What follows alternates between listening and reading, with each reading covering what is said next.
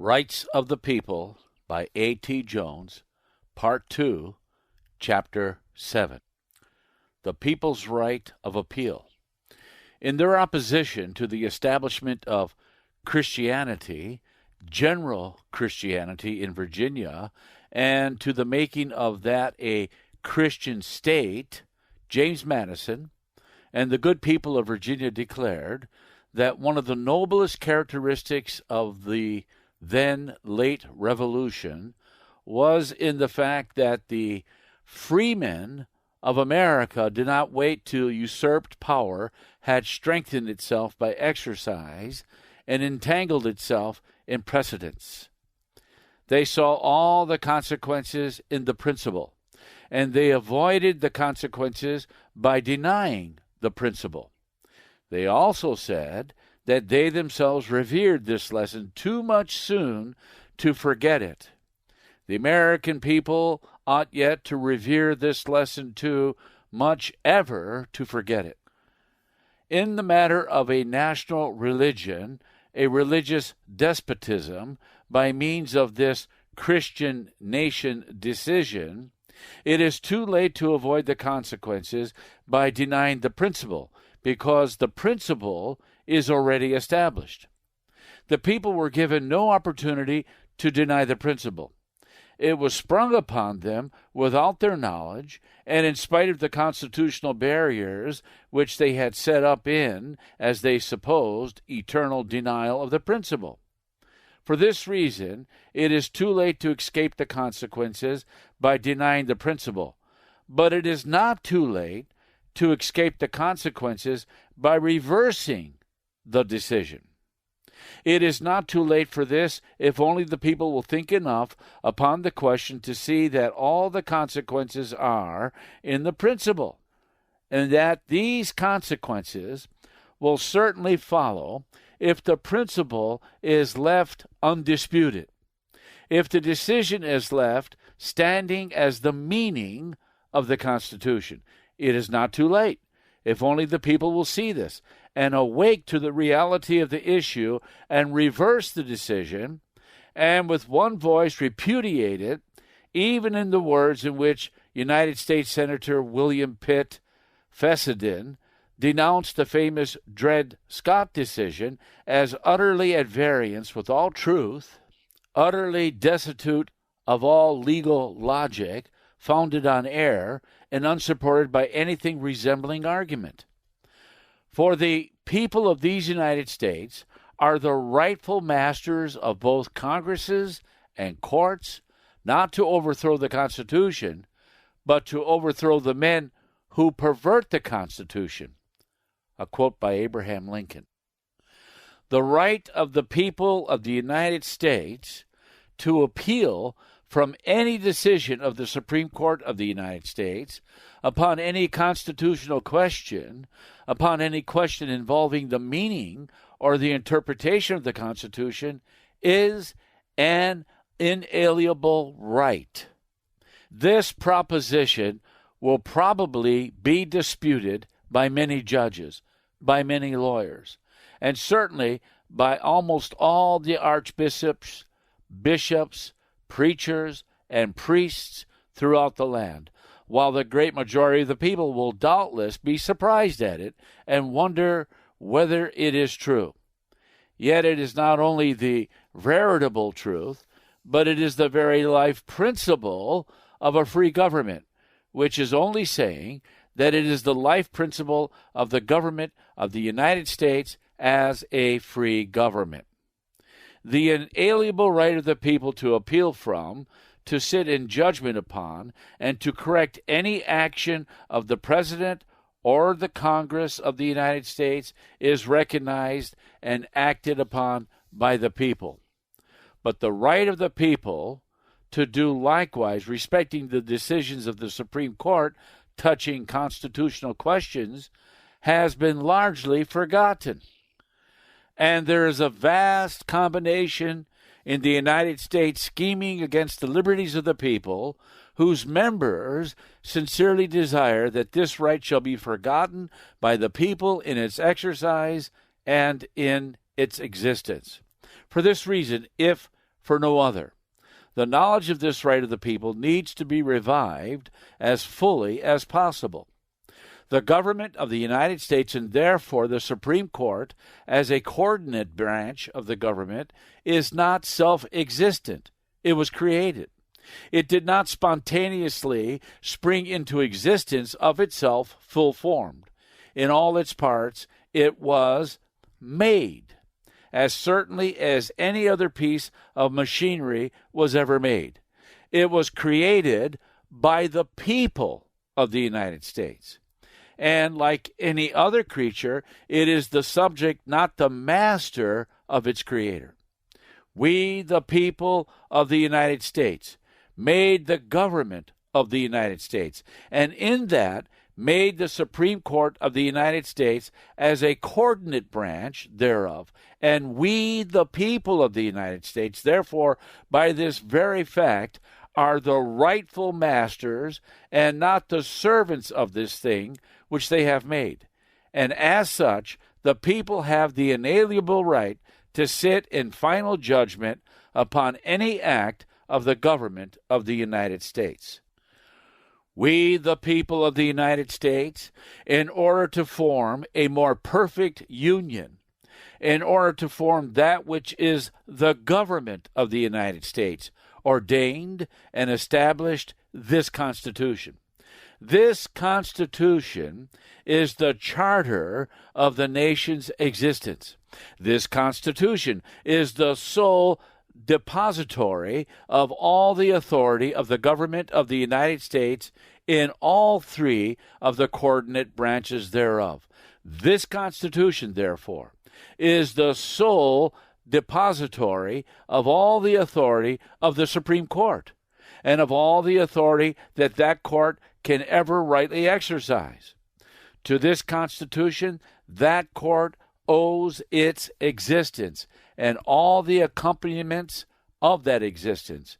And as we, the people, established and ordained this Constitution, which gives to the court its very existence and all the authority that it ever can rightly have, it follows that we, the people, have ever the inalienable right of final judgment and correction of any and every decision of that court touching any question as to the meaning of the Constitution which we, the people, have ordained and established.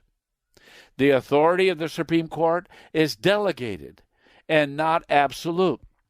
Decisions of the Supreme Court, therefore, are not final in all things because the people have not delegated all their rights.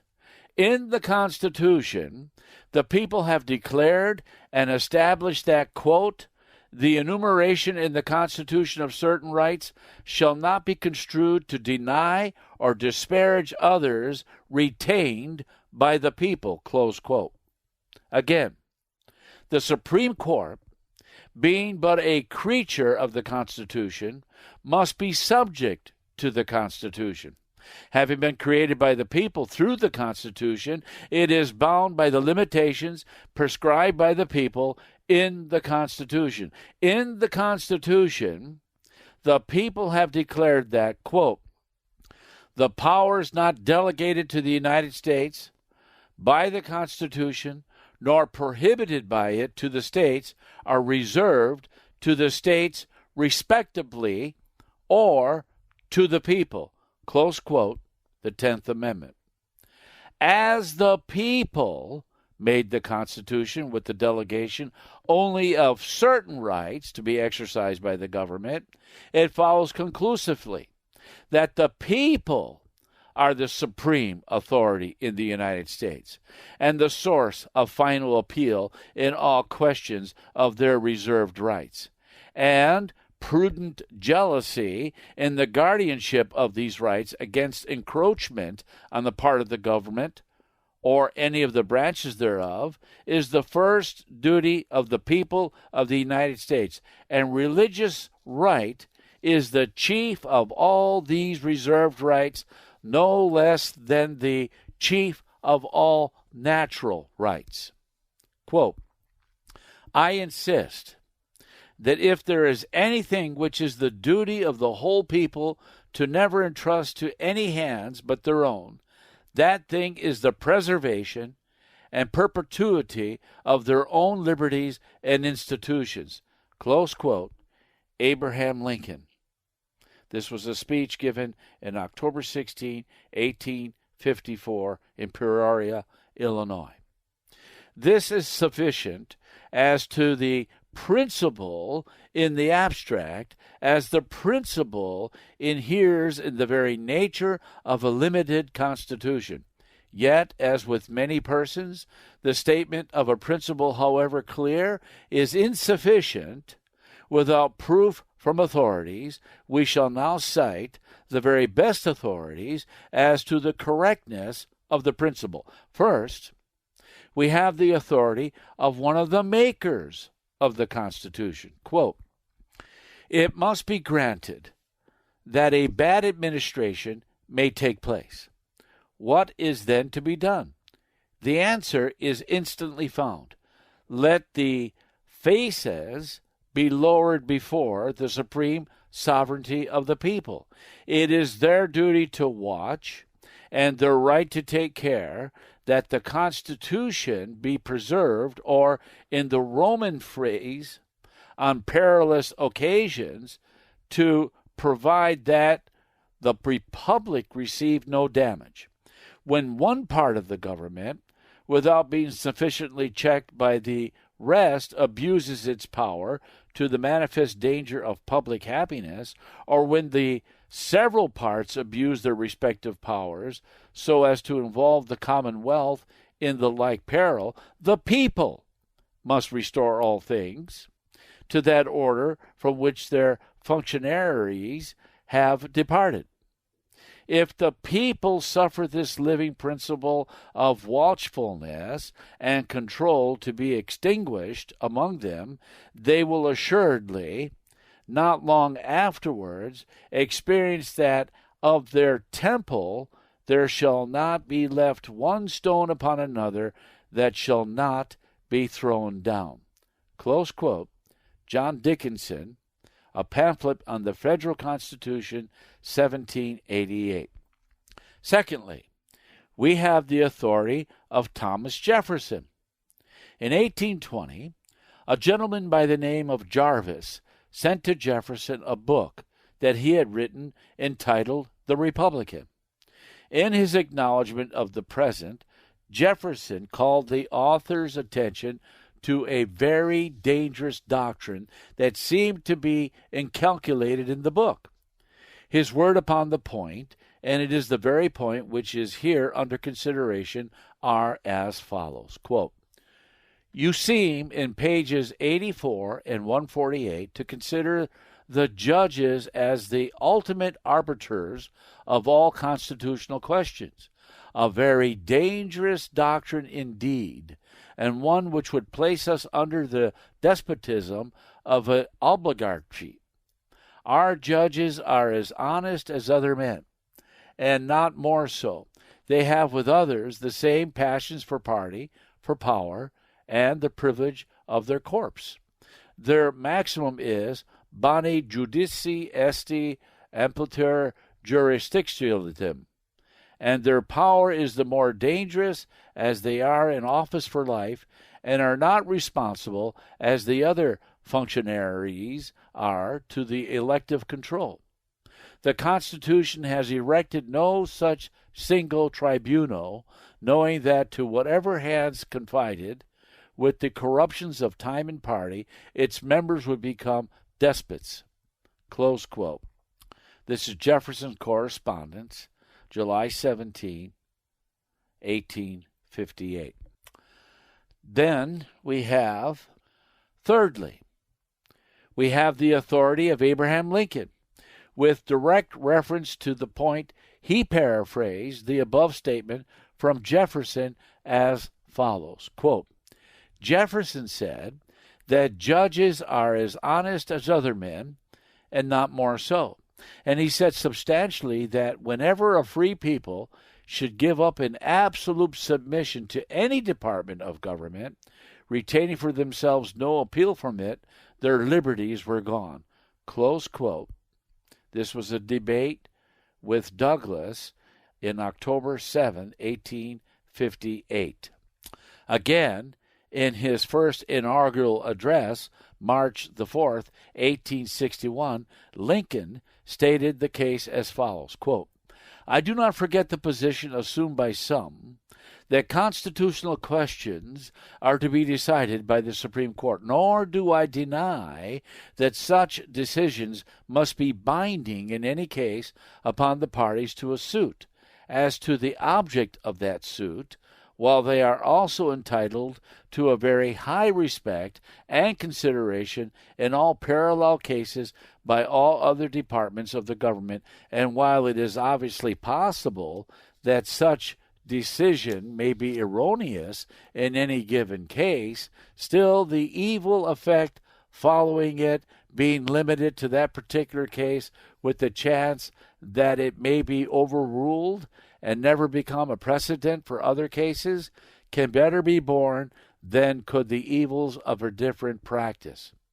At the same time, the candid citizen must confess that if the policy of the government upon vital questions affecting the whole people is to be irrevocably fixed by the decisions of the Supreme Court, the instant they are made, as in an ordinary litigation between parties in personal action, the people will have ceased to be their own rulers, having to that extent practically resigned their government into the hands of that eminent tribunal.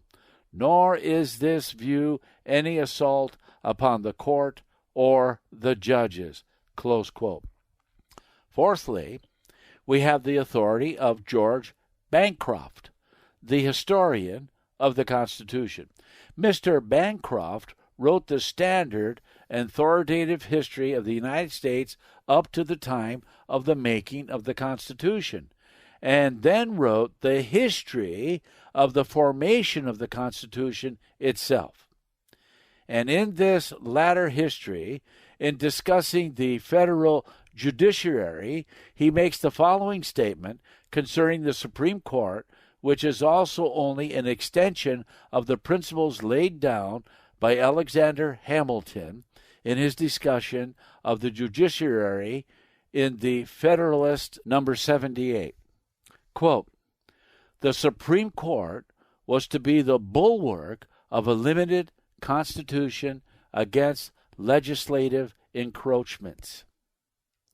A bench of a few, selected with care by the President and Senate of the nation, seemed a safer tribunal than a multitudinous assembly elected for a short period under the sway of passing currents of thought or the intrepid fixedness of an uncompromising party.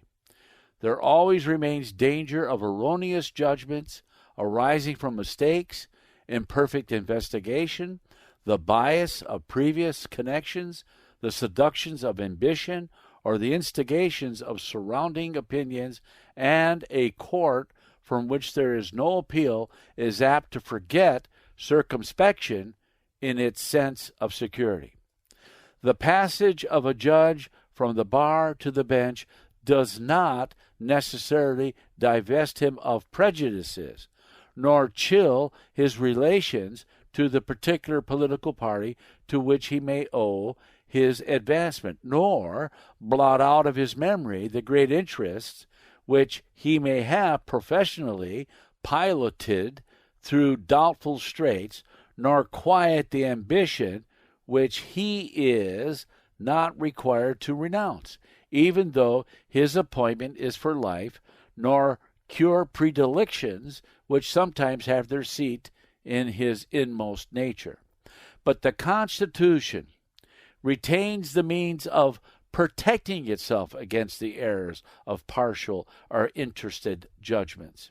In the first place, the force of a judicial opinion of the Supreme Court, in so far as it is irreversible, reaches only the particular case in dispute, and to this society submits in order to escape from anarchy in the daily routine of business. To the decision on an underlying question of constitutional law, no such finality attaches. To endure, it must be right. If it is right, it will approve itself to the universal sense of the impartial. A judge who can justly lay claim to integrity will never lay claim to infallibility, but with indefatigable research will add, retract, and correct whenever more mature consideration shows the need of it. The court is itself inferior and subordinate to the Constitution. It has only a delegated authority, and every opinion contrary to the tenor of its commission is void, except as settling the case on trial. The prior act of a superior must be preferred to the subsequent act of an inferior. Otherwise, it might transform the limited into an unlimited constitution. When laws clash, the latest law is rightly held to express the corrected will of the legislator. But the Constitution is the fundamental code, the law of laws, and where there is a conflict between the Constitution and a decision of the court, the original permanent act of the superior outweighs the later act of the inferior and retains its own supreme energy unaltered and unalterable except in the manner prescribed by the Constitution itself. To say that a court, having once discovered an error, should yet cling to it because it has once been delivered as its opinion is to invest caprice with inviolability and make a wrong judgment of a servant outweigh the Constitution to which he has sworn obedience.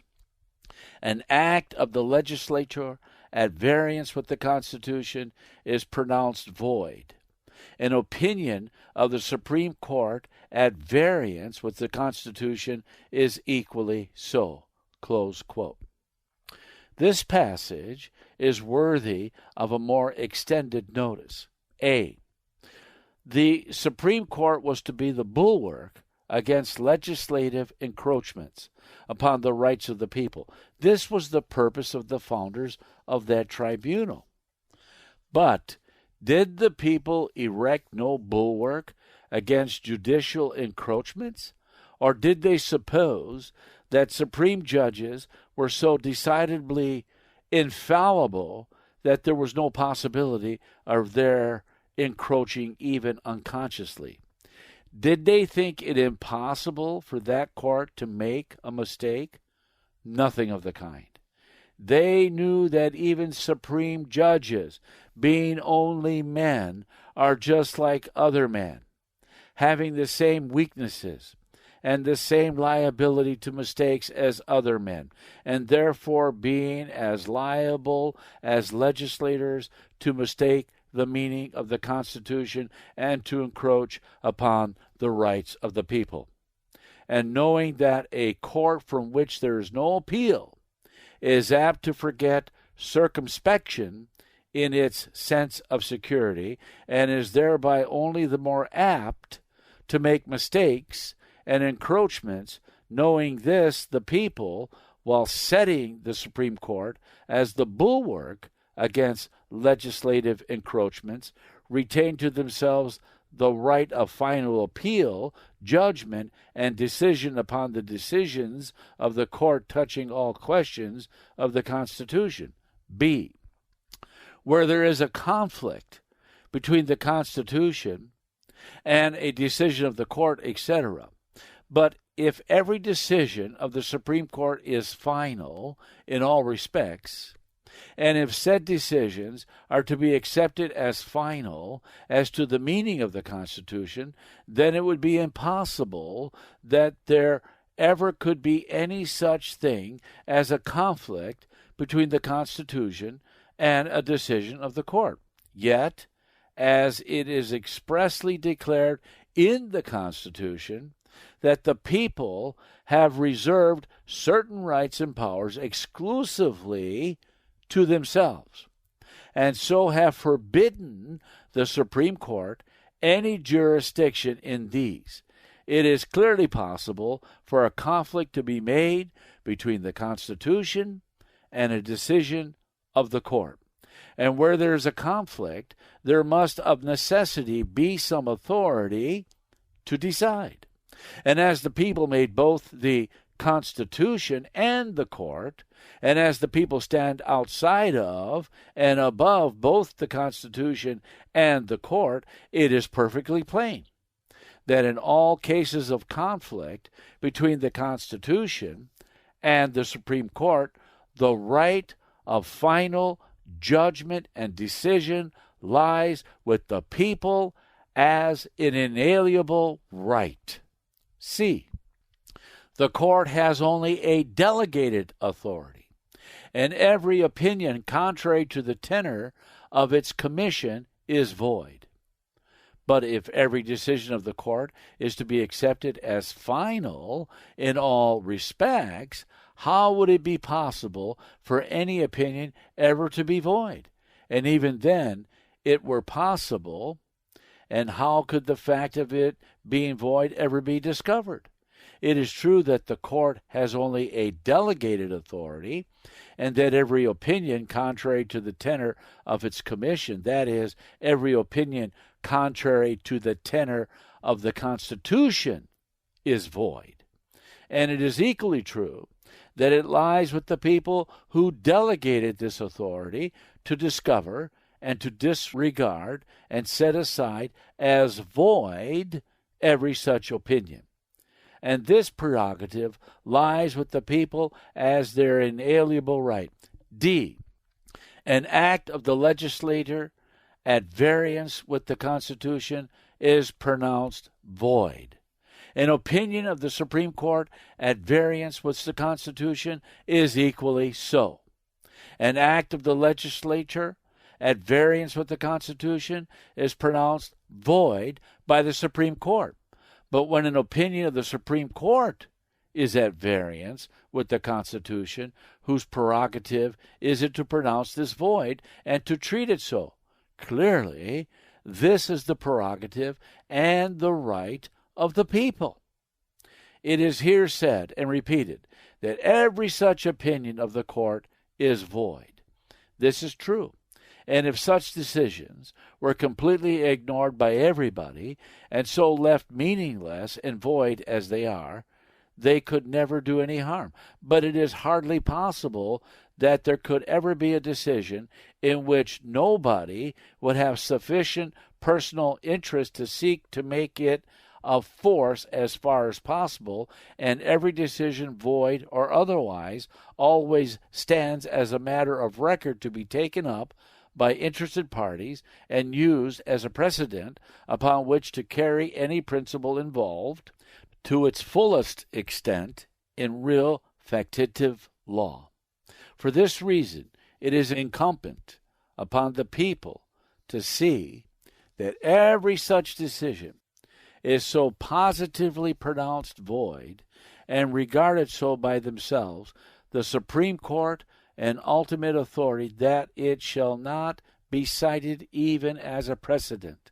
For that such is the authority and inalienable right of the people is certainly made clear by both the principle and by the authorities cited in this chapter.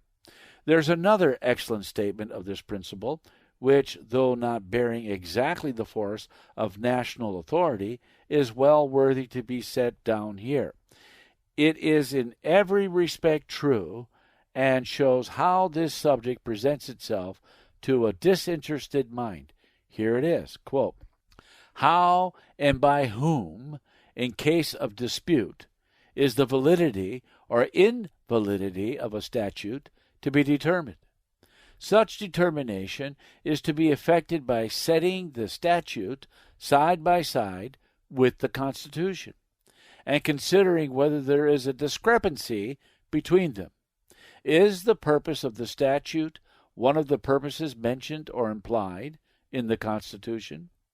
Does it, in pursuing that purpose, contain anything which violates any clause of the Constitution? Sometimes this is a simple question which an intelligent layman may answer. More frequently, it is a difficult one, which needs not only the solidity of a trained lawyer, but a knowledge of former cases which have thrown light on the same or similar point. In any event, it is an important question, whose solution ought to proceed from a weighty authority. It is a question of interpretation, that is, of determining the true meaning both of the superior law, the Constitution, and of the inferior law, the statute, so as to discover whether they are inconsistent. Now, the interpretation of laws belongs to the courts of justice. How is the interpreting authority restrained? If the American Constitution is capable of being so developed by this expansive interpretation, what security do its written terms offer to the people and to the states? There stands above and behind the legislature, the executive, and the judiciary another power, that of public opinion.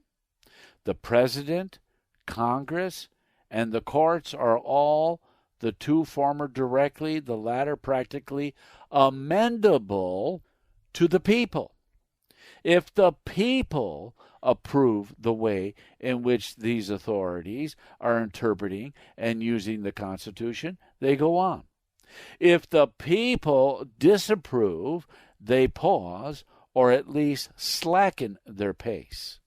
The people have, of course, much less exact notions of the Constitution than the legal professions or the courts do, but they are sufficiently attached to its general doctrines, they sufficiently prize the protection it affords them against their own impulses to censor any interpretation which palpably departs from the old lines. Close quote, Bryce, American Commonwealth, Chapter 23, paragraphs 13, 14, Chapter 33, paragraphs 20 and 22. Certainly, the Supreme Court, in the Christian Nation decision, has palatably enough departed from the old lines for its interpretation to deserve this censure from the people. The question now is, are the people indeed sufficiently attached to this great leaning doctrine of the Constitution to censor this interpretation that subverts that doctrine? This decision on that point is void. Will the people declare and treat it so? This is the end of chapter 7.